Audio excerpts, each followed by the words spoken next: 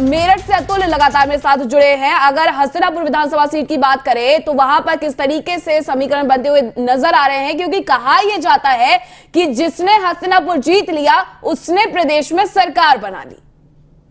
जी मीनाक्षी, ये बिल्कुल सही है कि हस्तिनापुर पर फतह करने वाला ही प्रदेश में सरकार बना पाता है। और साफ तौर पर देखा जाए तो हस्तिनापुर के अंदर फिलहाल की स्थिति में बहुत तगड़ी फाइट देखने को मिल रही है सपा और भाजपा के बीच। जो पूर्व विधायक है और वर्तमान में भाजपा के राज्य मंत्री है दिनेश खटीक भी अपनी दाव साख पेश पर लगा चुके हैं। और सबसे बड़ी बात यह है कि पूर्व विधायक जो बसपा से रहे योगेश वर्मा, वो भी अपनी दाव पेश पर लगा चुके हैं। इस समय मेरे साथ मौजूद है भाजपा के दक्षिण विधायक और वर्तमान भाजपा प्रत्याशी सौमिंद्र तोमर। उनसे बात करेंगे।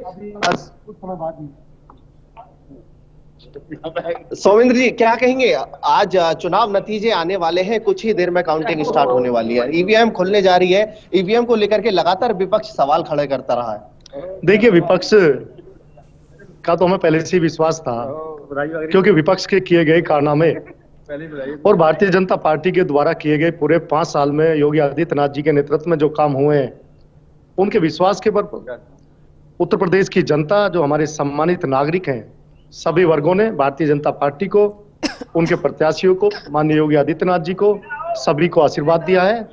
और उसी की बौखलाहट विपक्षियों में है। और आप सभी का सहयोग, जिस तरह से मतदान प्रक्रिया पूर्ण हुई है, आज मतगणना है, आप सबके आशीर्वाद से, भगवान भोलेनाथ के आशीर्वाद से सब ठीक होगा। सुबह ही भगवान भोलेनाथ की आराधना करने के बाद मतगणना केंद्र पर पहुंचे हैं, क्या मानते हैं आशीर्वाद मिलेगा? देखिए, भगवान भोलेनाथ की कृपा से यहाँ तक पहुंचे, आगे भी भोलेनाथ की कृपा से ही आगे बढ़ेंगे। अब की बार कितने पार का नारा लगा रही है भाजपा? देखिए, भारतीय जनता पार्टी का जो किए गए कार्य है, मुझे पूर्ण विश्वास है कि हम लोग 300 के पार जाएंगे। एग्जिट पोल तो कम दिखा रहा है। कोई नहीं, अभी धीरे धीरे विपक्ष एग्जिट पोल पर विश्वास नहीं कर रहा। साफ तौर पर विपक्ष का कहना है कि एग्जिट पोल पहले भी कई बार फेल हो चुके हैं और अब की बार भी हो सकते हैं।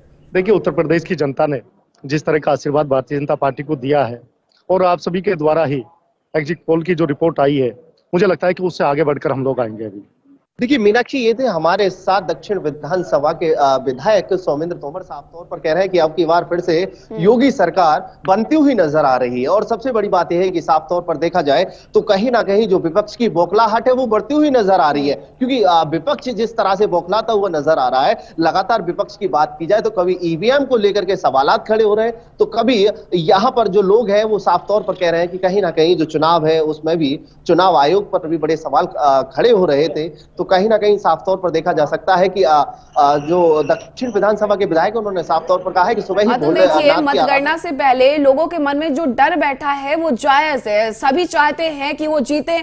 जब 81 प्रत्याशी मेरठ से उतरे हुए हैं, सभी नहीं जीत सकते हैं। जीत तो कुछ लोगों को ही मिलने वाली है, तो ऐसे में डर भी जायज है।